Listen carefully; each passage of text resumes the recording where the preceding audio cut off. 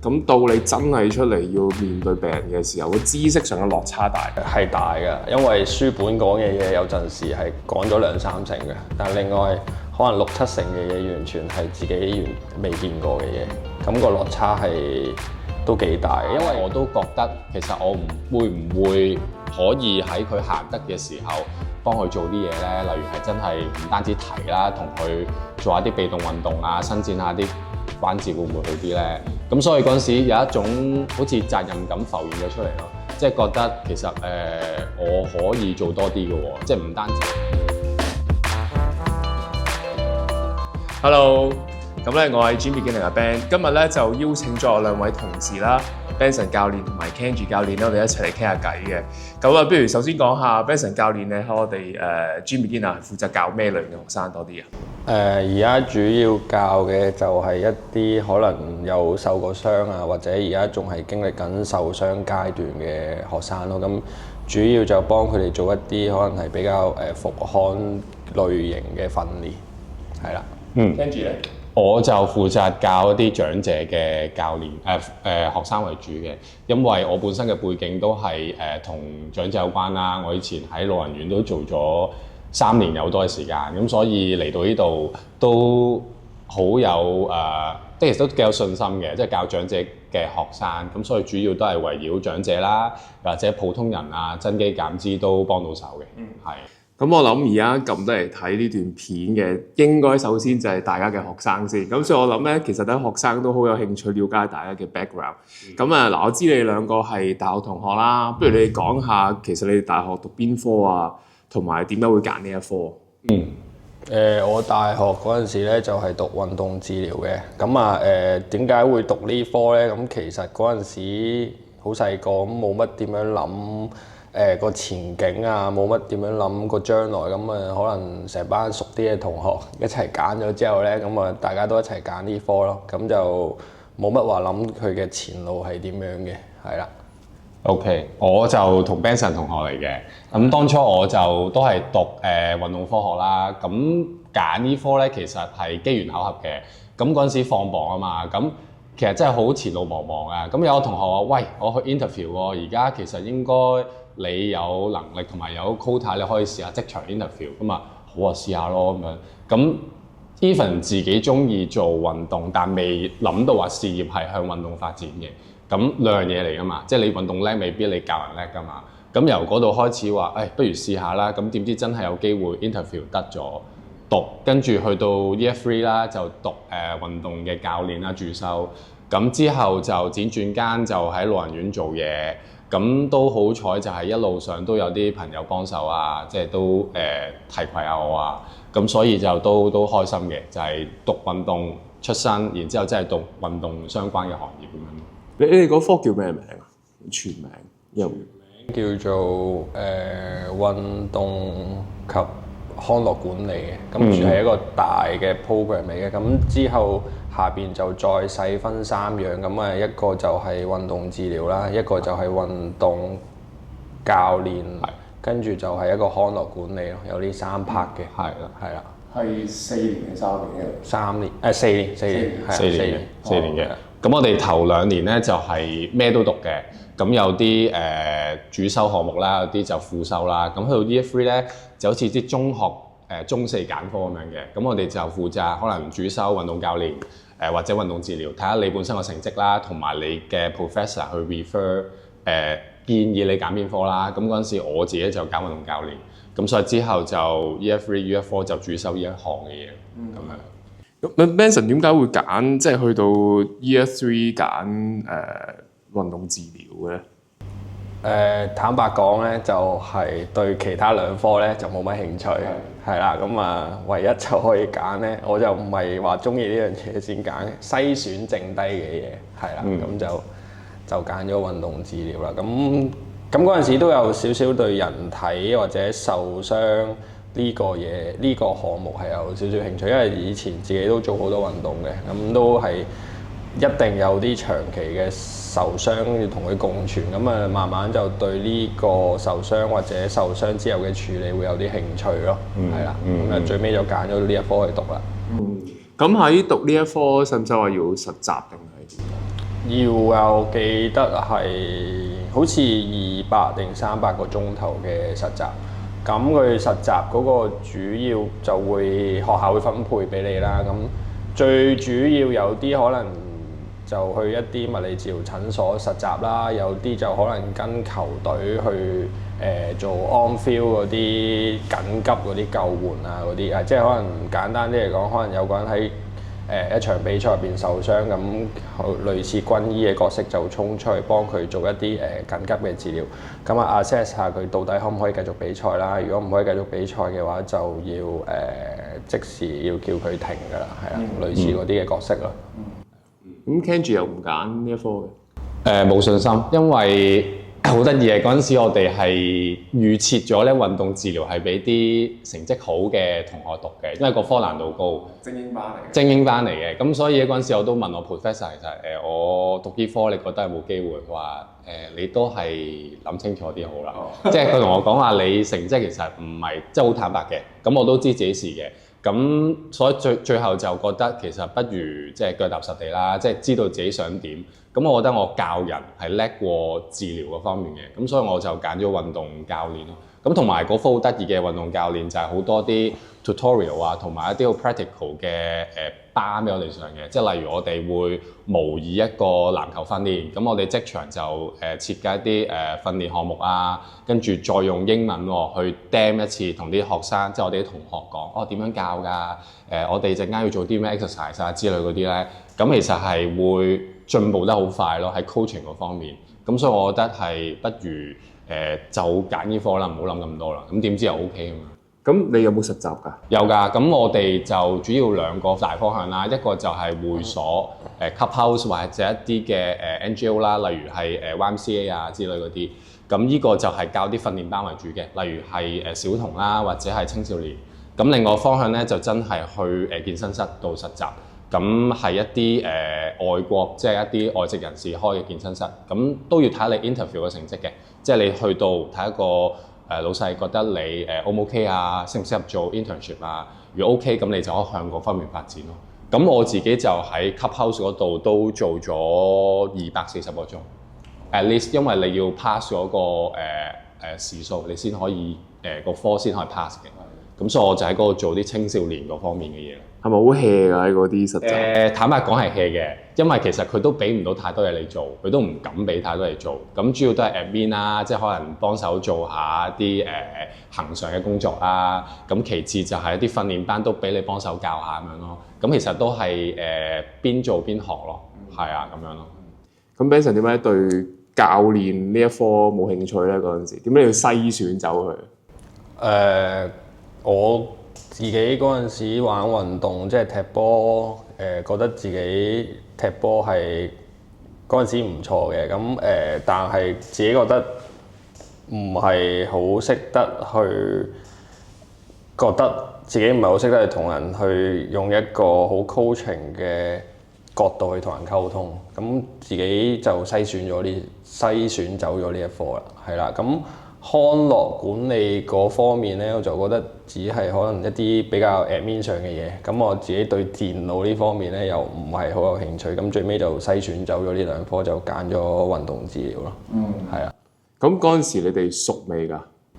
嗰陣時都熟地嘅。因為幾開始熟啊？其實 Year One 都識嘅，我記得嗰陣時，因為我哋嗰陣時有football 數嘅。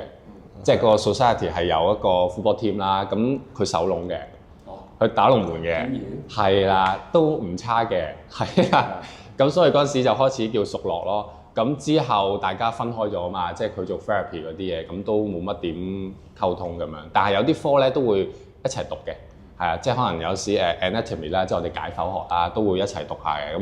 咁佢叻啊嘛，咁所以有陣時咪可能問下佢嘢咁樣咯。係啊，咁厭啊，Benson 佢樣。係啊，幾叻㗎。OK，咁嗱，咁跟住之後就畢業啦。你同一年畢業㗎啦。咁分別就係大家唔同嘅科，所以就做唔同嘅工作啦。Benson 以我所知，你就係之後就去咗物理治療嘅中心診所。你可唔可以分享下，即係你喺嗰度有啲咩？你做咗幾耐啊？喺嗰份工？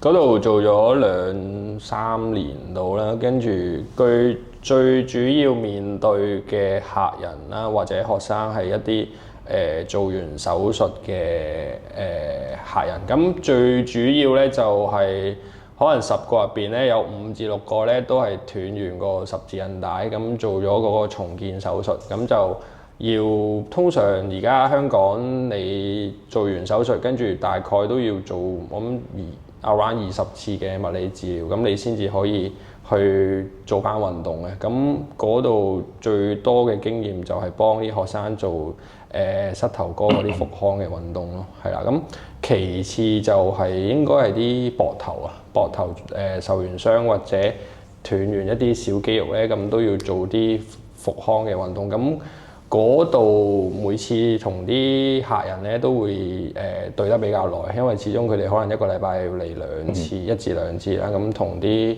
客人個溝通就會比較慢慢建立咗。就我覺得嗰度最學到嘢就係同唔同嘅客人溝通咯，係啊，因為始終對佢哋時間都多，係啊。嗰度工作上最大嘅得着就係學識同唔同嘅人溝通。我好興趣知咧，就係譬如你讀sports therapy 啦，咁到你真係出嚟要面對病人嘅時候，個知識上嘅落差大唔大啊？係大㗎，因為書本講嘅嘢有陣時係講咗2-3成嘅，但另外可能6-7成嘅嘢完全係自己未見過嘅嘢，咁個落差係都幾大嘅。因為其實我覺得人體係一件好獨特嘅，或者好個別一個獨立出嚟嘅 example 嘅，唔係話可以跟書本照板煮碗咁樣搬過去形容就得㗎。咁嗰陣時落差咁大，咁點算咧？即係你可能頭嗰陣時當然有上司嗰啲可以問啦，咁佢哋都係啲好有經驗嘅物理治療師，咁都見慣咗好多唔同類型嘅 case，咁佢哋都會幫我哋啱啱畢業出嚟嘅學生咯，係啊，咁有佢哋睇住係冇問題嘅。咁 Kenji 咧，頭先你話你畢業就係做咗3年係咯，嗰個叫點？嗰份工係叫咩啊？佢叫康體教練，咁英文叫 fitness instructor。咁係一個政府資助嘅機構啦。咁佢有好多唔同嘅服務嘅。咁我嗰個就係安老院啦，有啲就長者中心啊、鄰舍中心等等啦。咁其實我嗰陣時我唔知咩嚟㗎。咁我純粹係咁啱佢招聘，咁我入去做啦，同埋我俾佢嗰個教練嗰2個字吸引到，因為我想我第一份工真係落手教多過做 admin 嘢嘅。咁 interview 咁佢哋嘅院長又話 OK 㗎，你可以教有自由度嘅，咁我咪去試下咯。咁所以點解做得都叫做一段時間，因為我真係可以每日接觸教練嘅工作咯，尤其是嗰班係特殊群組啦，係真係好特殊嘅，唔單止年紀大，而係好多係有唔同嘅身體狀況，慢性疾病，你基本上是但噏樣嘢咧，佢都中㗎啦，即係可能係糖尿病啊、高血壓等等咯。咁變咗咧，其實啲 case 咧都棘手嘅，因為首先我哋資源唔夠嘅，我哋只有橡筋帶啦，或者係一啲好輕嘅啞鈴啦。咁但係佢哋其實係好難去負重去做 exercise 嘅，變咗我真係要好落手落腳諗啦，即係可能 body weight 會唔會已經足夠咧？咁所以啱啱經驗尚淺，所以變相我就要諗好多，或者同我上司物理治療師去傾好多嘢咯。咁過程就吸收好多經驗啊咁樣。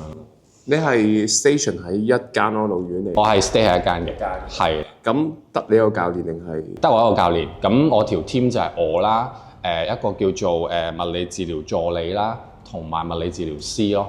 咁我哋嘅分工都清晰嘅。咁物理治療師就負責去評估啱啱新入嚟嘅院友啦，佢嘅狀況啊，佢應該用咩助行架啊，又或者佢嘅步行嘅能力有幾多之類咯。咁助理就負責係一啲日常嘅物理治療工作，例如係熱敷啊，例如係我哋叫踢沙包啊，拉嗰啲繩啊嗰啲咧。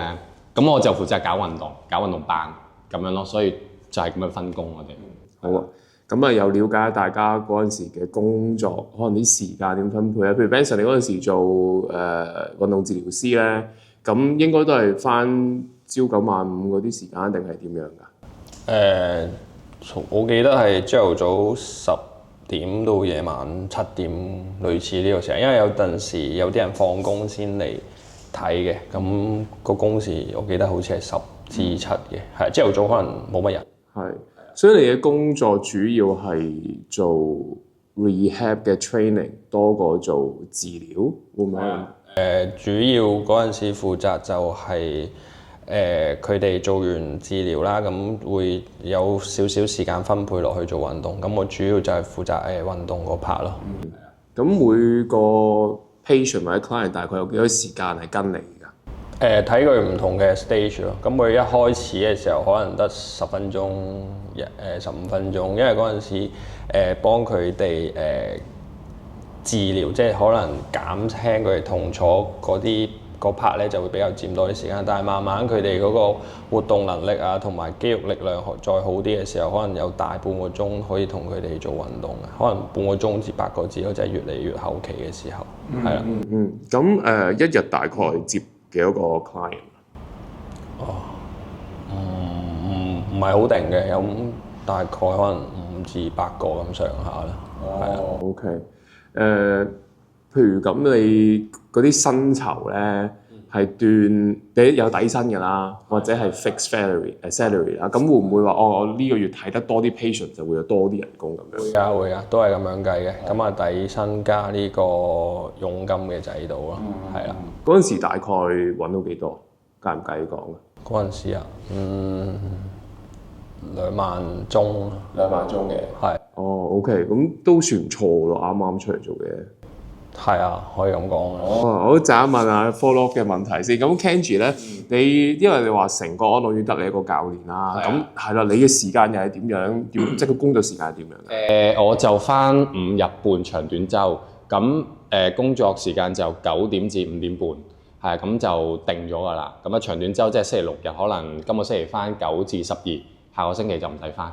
就係長短咁樣去嘅，咁所以就好穩定嘅，即係穩定到有一刻覺得自己係做緊政府公務員咁樣嘅，咁所以嗰陣時都啲同事同我講話咁穩定，你唔好走啦，呢度風涼水冷咁樣，咁我但係覺得都唔係啦，即係都有好多原因嘅，咁所以都輾轉間都冇做啦，係咁樣。咁既然咁穩定啊，應該咁講，你譬如星期1至5啦。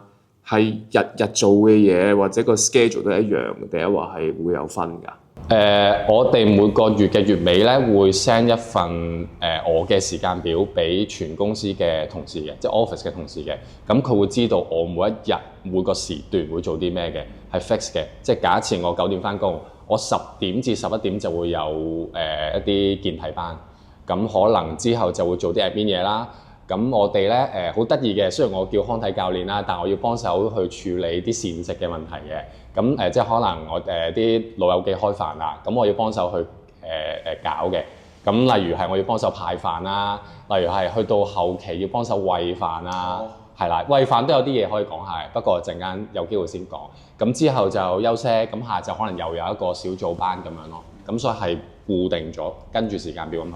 所以一日大概教幾多班或者幾多個 session？每日2個 session，咁即係一日2班啦。咁每班大概8至10個參加者啦。